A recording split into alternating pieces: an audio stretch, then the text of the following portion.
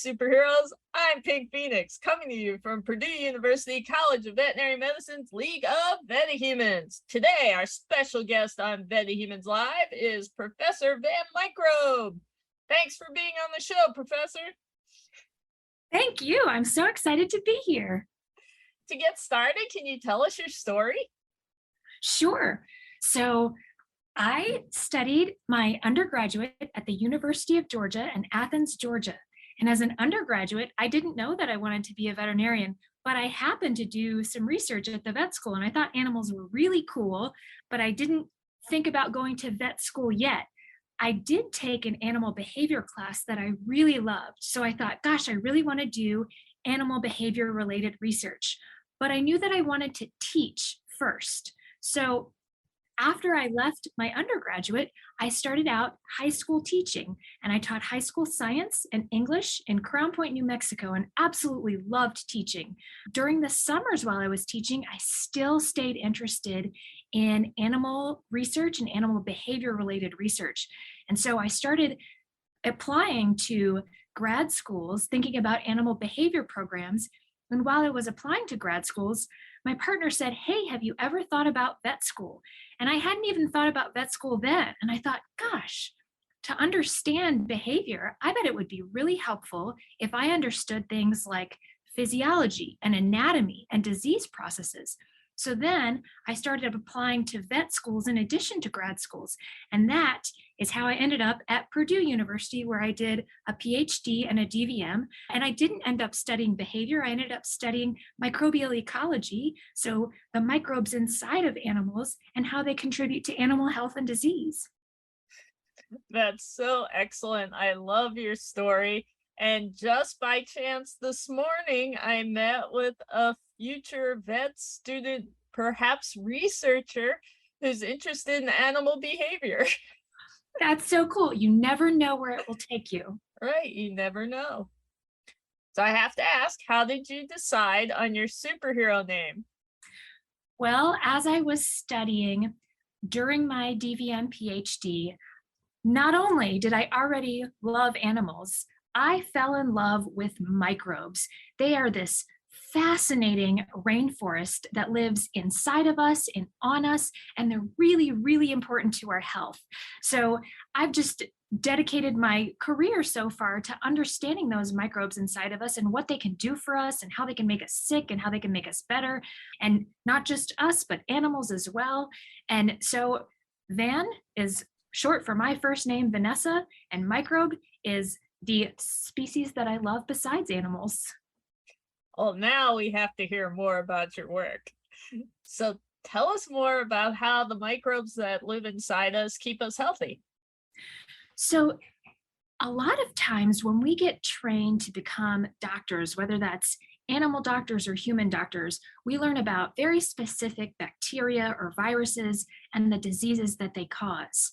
But over the past couple decades, we've been learning that most of the microbes inside of us don't cause disease. They actually keep us healthy. They're really, really important to things like digesting our diets and helping regulate our immune system in healthy ways and preventing infected microbes that might cause disease, preventing those microbes from coming into us. So I study those microbes in our guts and in our bladder that are there as healthy microbes in healthy microbial communities and try to understand how those communities work together. So how are those microbes working together and how are they working with their hosts? So whether the host is a dog or a monkey or a bird, how are they keeping those animals healthy? So what are they doing in there? Can you give us an example?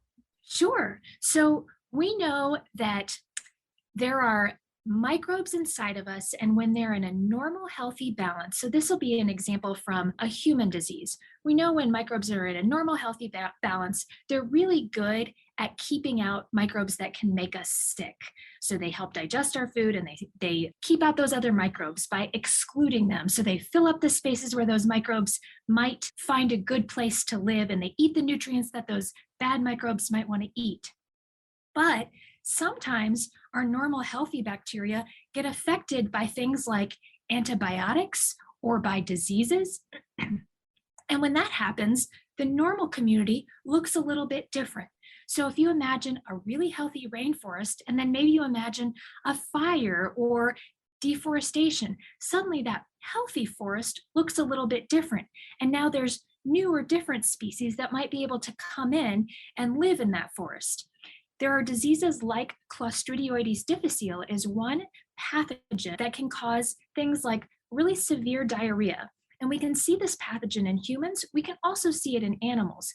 Normally, it doesn't infect us, but if we have a microbial community that is what we call dysbiotic, so it's unhealthy in some way, that pathogen, Clostridioides difficile, can find its way in and make itself a nice, comfortable home and grow and reproduce, and then it can make us really sick. So, are there ways that you can manipulate the microbes inside us? There's some really cool studies in humans and in pets as to how we can manipulate that microbiome to make it a microbiome that might be unhealthy and turn it into something healthy. So there's a lot of different ways that's happening right now. One way is fecal microbiota transplants. So this sounds gross, but it has some really amazing properties. It's where you take the stool or fecal sample from a healthy individual and you put it into an individual that might be sick. Now, as veterinarians, we've been doing this for hundreds of years in rumen transplants. So we might take rumen fauna from a cow that's healthy and give it to a cow that's sick. And a fecal microbial transplant is very similar to that. So, how do you do that? In a cow, it's done where they have a fistula, which is like a window into their rumen. So this is a special little window that's put in by a veterinarian, which allows us to open up that window and then reach in and actually get rumen contents out and put them into another cow, where we might give it by putting it directly into a tube into their stomach. In animals or in humans, fecal microbial transplants might be given via something like a colonoscopy, or bacteria can be dried up, so lyophilized and put into capsules. There are many different ways that fecal microbiota transplants can be given, and really importantly, this is not something that should be done at home. It should be done with your doctor's guidance. It should be done with your veterinarian's guidance, because there's lots of things inside of fecal samples that could cause disease and that we don't necessarily know what all of them are, and we can't test for all of them. So it's a wonderful tool, but it's also something that we don't fully understand and should only be done with medical supervision. Yeah, so it's another medical procedure that's an option for some people or animals. Definitely. There's other ways that we're learning about to manipulate the microbiome. So there's things called probiotics, which are live bacteria that you can put into an animal or into yourself that may manipulate the microbial community or change the microbial community, or even just temporarily create some benefits as it goes through the intestinal tract. There's also prebiotics. So that's something like fiber. So when you eat a vegetable-rich meal, that meal isn't digested by your host cells, it's digested by the bacteria, and the bacteria love those fibery rich things. And so prebiotics can really help some good bacteria grow as well. Oh, that's nice to know. I take probiotics every morning. I hope they make you feel good, and we're doing lots more work to try to understand which kinds of probiotics help in which diseases and in which animals or which humans. That's great. Now, I know that you're studying dog urine. So, can you tell us why dog urine is so cool? Well, when we were in school, we learned that urine is sterile. That means it has no bacteria in it, but it's not sterile. So even in the healthiest animals and healthiest humans, there's going to be a little bit of bacteria present in the urine. And that bacteria, what we're trying to understand right now is that bacteria living in the bladder? Is it contributing in some way to the bladder environment? If we change the bladder environment, does that bacterial community change? Could it drive disease or drive health in some way? So the bladder is a place where lots of things get filtered out of the body. So it could be things like toxins or various aspects of the diet that go into the bladder. Are there bacteria there that are dealing with some of these different metabolites or nutrients in some way? And so I'm really excited to learn about all of the things that we expel and figure out what's happening in the bladder and in the gut. I think this is very exciting. When you first started your research, you weren't looking at the bladder, though, were you? Can you tell us about your world travels? Sure. So my research at Purdue first started out studying the gut microbiome. And I was studying the gut microbiome in wild and captive primates. So these are colobine monkeys. And the kind of monkey that I focused on was the Guizhou snub-nosed monkey, which is native to the Guizhou province in China. So one of the things that's really unique about colobines is many different species of colobine monkey have been brought into captivity, but they don't tend to thrive. In fact, there's a lot of places that don't maintain a lot of colobine monkeys in captivity because they come in and they seem to do poorly. They seem to have diarrhea, vomiting, lots of gastrointestinal or GI kinds of issues. They don't reproduce well. And we don't really know why. We don't know if we haven't figured out the right kinds of diets for them in captivity or why, but we know that they have a lot of different problems in captivity. And so one of the things I was trying to understand through the gut microbiome is, what does the gut microbiome of a wild Guizhou snub-nosed monkey look like? And what does the gut microbiome of a captive Guizhou snub-nosed monkey look like? Do they look different? Why do they look different? Is there something that's changing in their gut microbiome that could make them sicker in captivity, or something that we can help manipulate or support through the diet to make them healthier in captivity? And so that was the kind of thing that I was looking at. I love your work. Well, thanks. I loved it too. Did you see differences? We did see differences. So, not surprisingly, the monkeys in captivity were enriched in a microbe called Prevotella. And Prevotella is something that you see when you have increased starch consumption. So these monkeys out in the wild, they're eating leaves, bark. They're folivores, so they're very heavy leaf eaters. In captivity, we try to feed them many leaves that they would also be exposed to in the wild.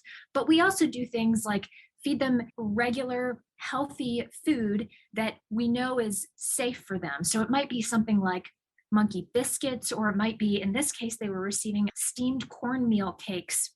And so these are starchier, more processed foods that they would not have access to in the wild.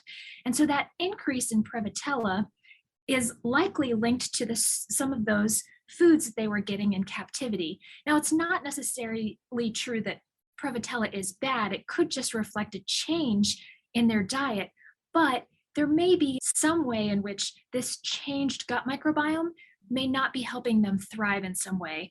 And so by shifting into a more leaf-rich diet, that may be valuable for these captive monkeys in some way. Science is awesome, isn't it? It is awesome. There's always more questions to answer. Absolutely. And some of this is able to help endangered species, which is a really valuable and important thing. So you've told us a little bit about your career and how you got started. What did you think being a veterinarian would look like or be like when you started thinking about applying to vet college compared to what it's really like now? I don't think I had any idea the amount and types of jobs that veterinary medicine or that veterinarians do. I continue every day to be amazed at all the places you find veterinarians contributing to really essential work, protecting health for animals, but also for humans. And I think that's been one of the most wonderful and fascinating discoveries as I continue to learn about veterinary medicine and all the amazing things that veterinarians do. Excellent answer. Tell me about your superpowers. What are they? My superpowers, well, besides absolutely loving microbial communities and loving all things are related to what grows microbial communities. So loving food and baking and cooking. My other most favorite superpower is teaching. So as an assistant professor, what I get to do besides research is to interact with students at lots of different levels. And I get to teach. So whether I'm teaching in the lab or teaching in the classroom, my greatest superpower is that I get to teach the little bit I know to some really amazing and magnificent people who will then go on and do incredible things, maybe in veterinary medicine, maybe in science, maybe in somewhere else. And they will take that information and go on and become amazing themselves. So my superpower is helping grow these wonderful people to help diversify our profession and to get wonderful people into our profession. I love that. Your superpower amplifies the superpowers in others. That's right.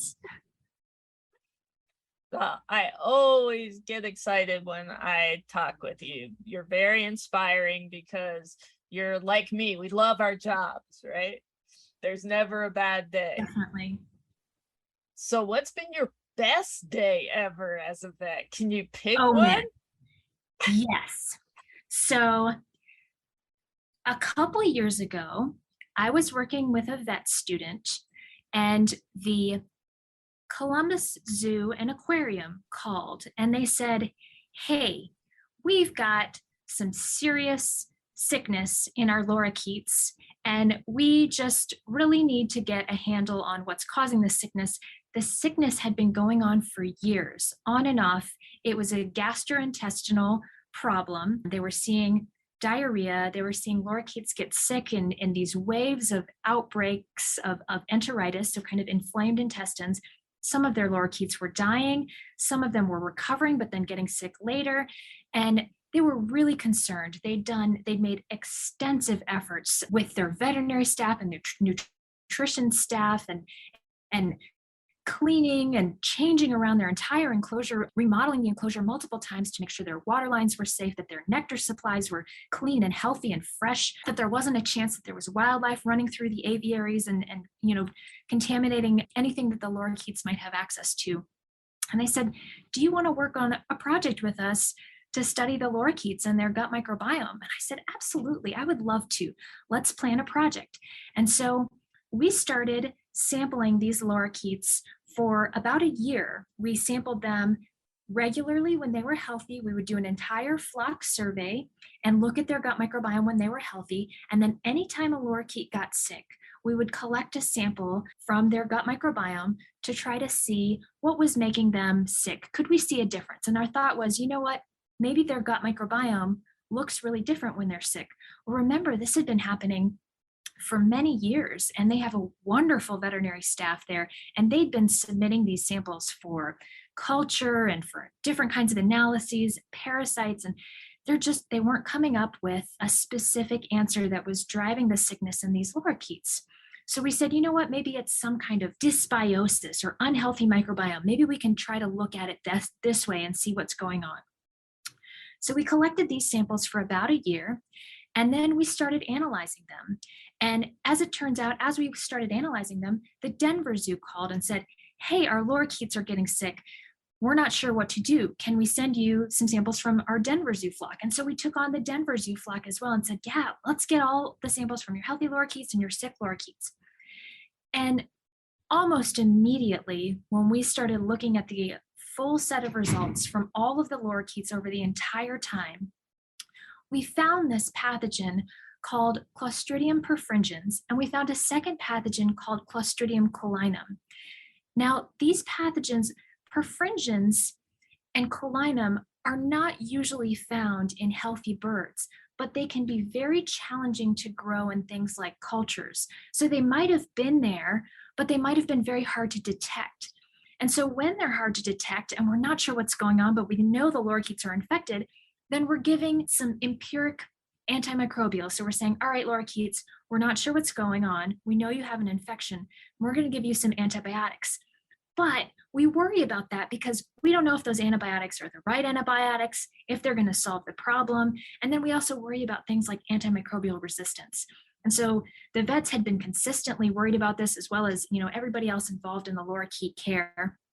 And so when we were able to finally see this Clostridium perfringens and Clostridium caninum, then we were able to talk to some of our other experts, including Dr. Jeff Lossy, who's at Purdue now, and say, hey, what do we do when birds have Clostridium perfringens? What is the best way for us to handle this on a flock level? So remember, all of these birds are together. And so rather than just being an individual bird in an individual home, we have to think about the whole flock's health. And he said, oh, here's some different ways you can treat Clostridium perfringens in a flock.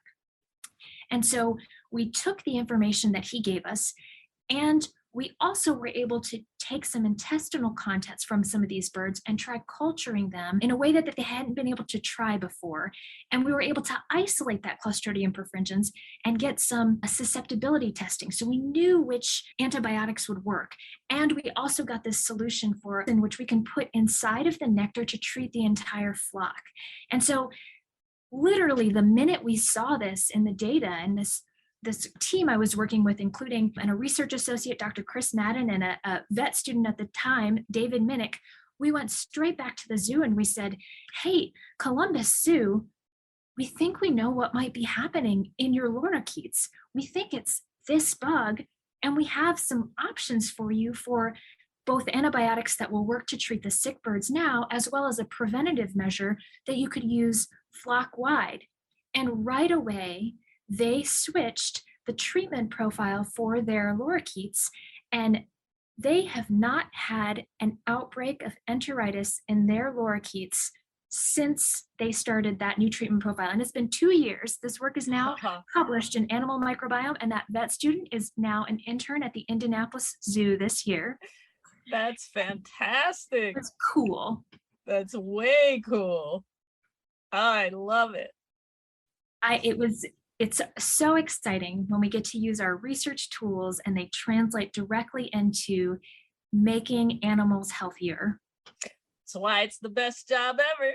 It is. So when you are not solving all the world's problems, what do you do for fun?